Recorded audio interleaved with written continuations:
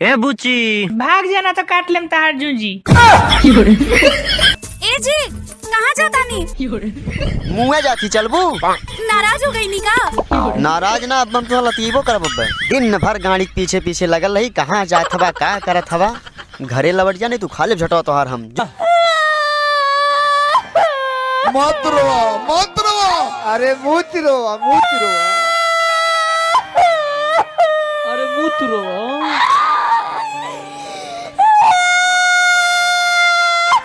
हम कहता नहीं मत रोवा। आवाज बाहर जाई, मत रो। तोरा बहिनी का अंडरवियर पहिरा। क्या बात में बोल। रोवा मत। अरे चुप हो जा, रोवा मत। लोर पोछा लोर पोछ ला। तेरा का हृदय से मानी ले। अब जे रोवा बुनू तो हमरो लोर चल ले बहुने से दुनिया की। रोया मत। अब जे रोवालू तो लोरे ना बिगो ना teacher big they.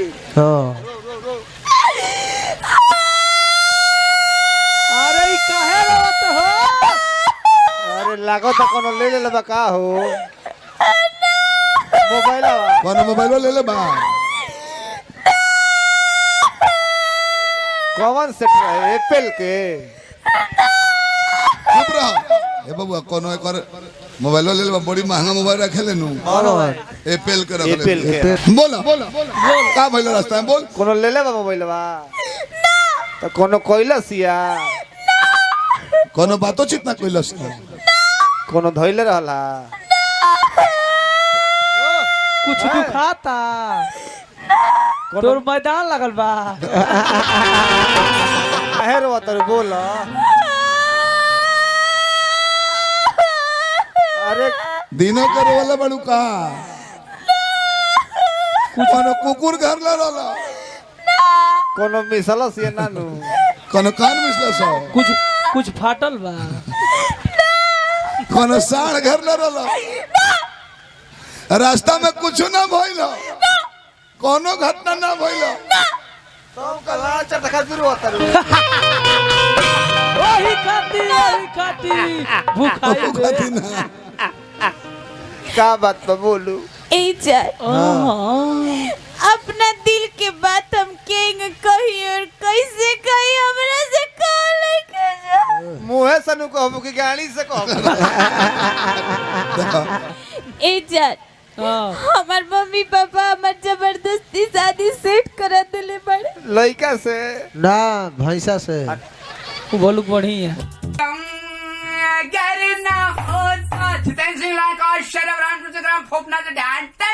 Waheguru ji का खालसा वाहिगुरु जी फतेह। जो बोले सोनिया सच हिंदुस्तान जिंदाबाद, पाकिस्तान मुर्दाबाद।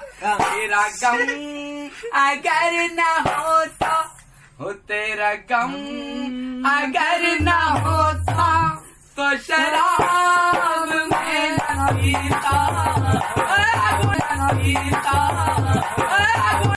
दोस्तों ये से प्यार करते हैं।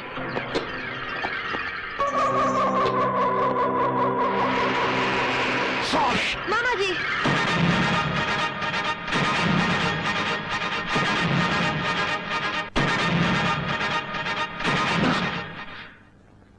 आपका ये डंडा झंडा लहराने के काम आएगा।